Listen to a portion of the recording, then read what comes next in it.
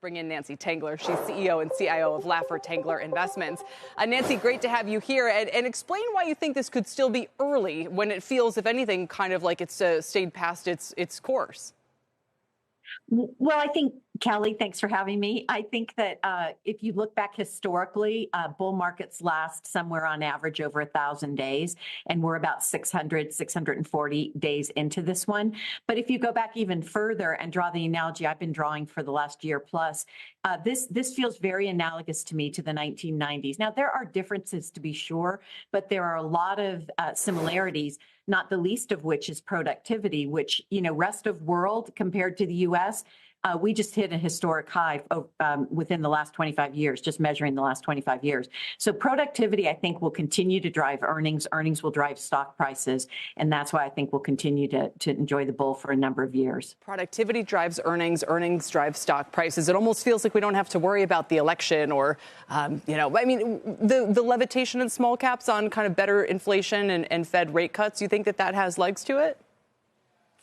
I'm probably in the minority here, and I may likely be wrong, but I've looked at small caps over my career over many periods. If you just look over the last 20 years, they've returned about half of what the S&P has returned. Right. So you get these trading opportunities, but you don't get really what I would call investment opportunities. We manage tax exempt, but also taxable assets. So we're always looking for 3 to 5 to 7 year solutions. I just don't see it. The earnings aren't there compared to the large cap space. They will benefit from lower interest rates and better regulatory environment if, in fact, you want to, talk politics if the Trump administration takes hold. But in general, I think there's just better places to be. Yeah, no, and I think that's exactly right in terms of how that fits into it. So then where does that give you the strongest conviction right now on the names with the best earnings potential? Does that tilt towards big cap tech or what does it look like? And we haven't talked about the consumer much at all lately.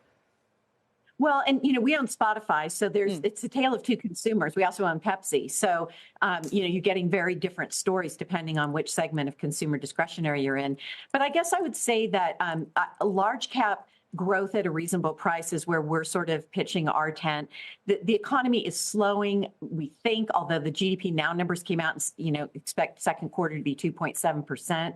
But we are slowing some. And so I think in that environment, you want to continue to like the reliable growers, which of course, includes technology, but also a number of other areas, sectors, and just specific stock names. And so that's really where we're focused: high quality, earnings growth, free cash flow, and our theme, which is old economy companies, which are pivoting to digitization, robotics,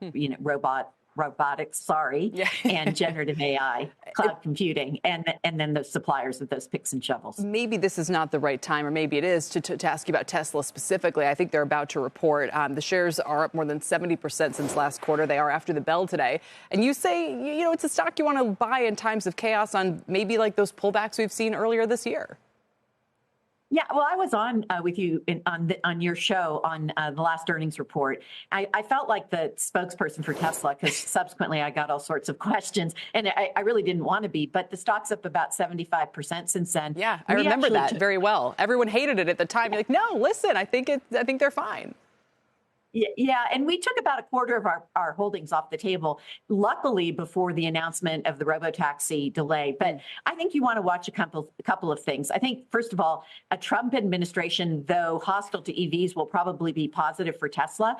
They're making money in the space. We saw GM's numbers today, which were great. X EVs, where they're still losing money. So if the subsidies will hurt GM and Ford more than they will Tesla, having those removed, that is. And then I think you want to look at margins, and you want to look at any guidance on FSD and the robotaxi day. So I'll just say one last thing. I was in an Uber in New York the last time I was there, and my Uber driver got out and got in a fight in Midtown Manhattan.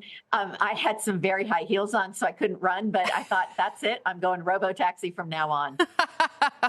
And I've seen those heels, Nancy. I think you're taller than me when you have them on. It's extremely impressive.